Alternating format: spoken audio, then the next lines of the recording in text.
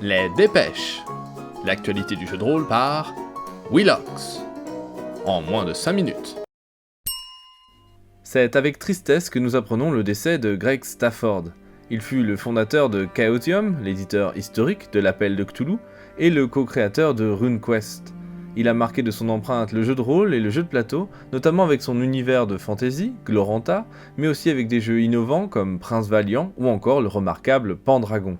Une fois encore, je vais vous rediriger vers les amis de la chaîne Icosaèdre pour un hommage émouvant à la carrière de ce pionnier du jeu de rôle.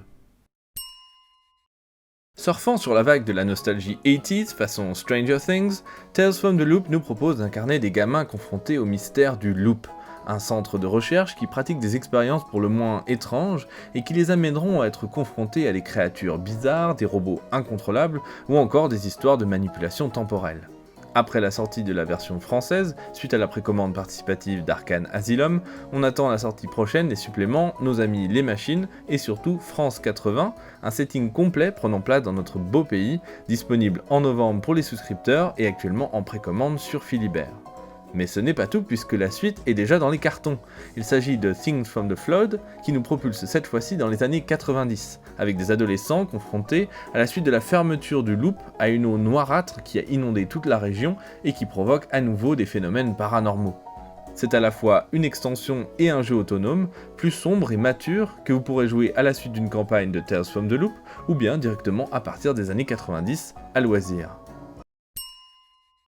Je vous l'annonçais dans les précédentes dépêches, Damnés est à présent disponible, et contrairement à ce que je vous annonçais alors, il ne s'agit pas de jouer uniquement des vampires, mais bien des damnés, des êtres immortels rongés par la bête, évoluant au sein d'une société dysfonctionnelle.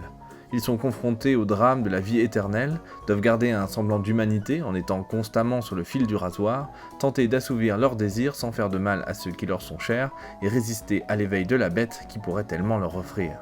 Le livre du jeu ainsi que le PDF sont disponibles sur lulu.com. Vous en avez ras la casquette de lire des pavés de 300 pages écrits tout petits ? J'ai la solution qu'il vous faut. Trop long, pas lu, c'est un site proposant une sélection de jeux de rôle courts de 1 à 10 pages maximum. Et en plus, c'est gratuit. Vous pouvez même soumettre vos propres jeux afin qu'ils soient diffusés à leur tour. Je vous invite également à découvrir par la même occasion le recueil du cofondateur du site, Com Martin. Ça s'appelle Un nom de mini-jeu de rôle et ça rassemble 14 jeux, tous plus créatifs et ingénieux les uns que les autres. C'est tout autant gratuit et c'est disponible en PDF sur lulu.com. Café Noir, c'est un jeu de rôle de Doc Dandy dans lequel vous y incarnez des héros de romans noirs contemporains dans un environnement urbain, sombre et sans concession. Détectives désabusés, femmes fatales ou truands en quête de rédemption se rencontrent dans un café et vont faire face aux dangers de la cité.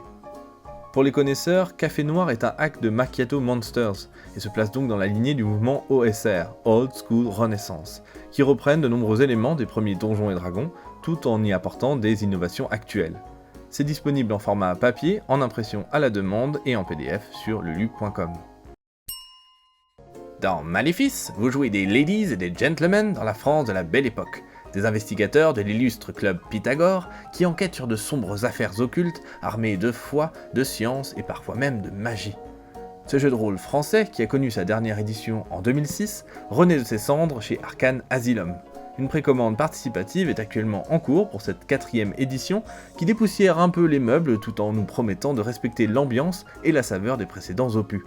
C'est sur Ulule que ça se passe et vous avez jusqu'au 30 octobre. De Mauvais Rêves, le jeu de rôle de Julien Poire se voit doté d'un nouveau songe, un des hacks concoctés par ses soins qui permet de jouer dans un autre contexte. Si dans l'original on joue une famille d'une tribu du Grand Nord confrontée à une malédiction, dans Tour de Garde, des aventuriers chevronnés perdus dans un donjon qui veulent leur peau viennent de perdre leur chef, la moitié de leurs provisions et doivent maintenant s'en sortir du mieux possible. Il s'agit en réalité bien plus de parvenir à retrouver une cohésion de groupe qu'un jeu de combat et d'aventure. Une façon atypique d'appréhender le bon vieux donjon, en narration partagée et centrée sur les relations entre les personnages. De Mauvais Rêves et Tour de Garde sont à retrouver en version papier sur lulu.com et en PDF sur lulu.com et DriveThruRPG. Merci d'avoir suivi ces deuxièmes dépêches. Vous retrouverez toutes les infos et liens en description de la vidéo. A bientôt!